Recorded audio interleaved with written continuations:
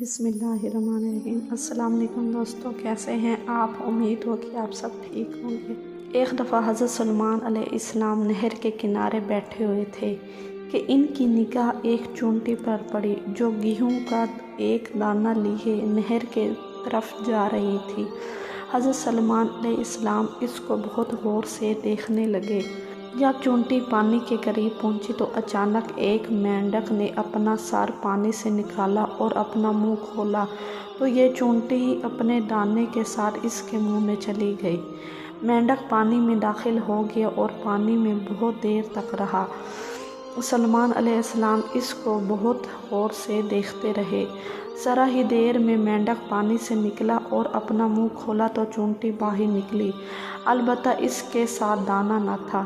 حضرت سلیمان علیہ السلام نے اس کو بلا کر معلوم کیا کہ ماجرا کیا تھا اور وہ کہاں گئی تھی۔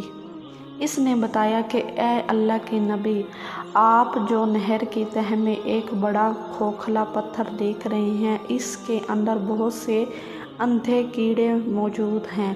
اللہ تعالیٰ نے ان کو وہاں پر پیدا کیا ہے، وہ وہاں سے روزی تلاش کرنے کے لیے نہیں نکل سکتے۔ اللہ تعالیٰ نے مجھے اس کی روزی کا وکیل بنایا، میں ان کی روزی کو اٹھا کر لے جاتی ہوں اور اللہ نے اس مینڈک کو میرے لیے مسخر کیا ہے تاکہ وہ مجھے لے کر جائے۔ اس کے منہ میں ہونے کی وجہ سے پانی مجھے نقصان نہیں پہنچاتا، وہ اپنا منہ بند پتھر کے سوراخ کے سامنے کھول دیتا ہے، میں اس میں داخل ہو جاتی ہوں، ان کی روزی ان تک پہنچا کر پتھر کے سوراخ سے اس کے منہ تک آتی ہوں تو مینڈک مجھے منہ سے باہر نکال دیتا ہے۔ حضرت سلیمان علیہ السلام نے کہا، کیا تو نے ان کیڑوں کی کسی تسبیح کو سنا ہے؟ چونٹی نے بتایا، ہاں، وہ سب کہتے ہیں، اے وہ ذات جو مجھے اس گہرے پانی کے اندر بھی نہیں بھولتا۔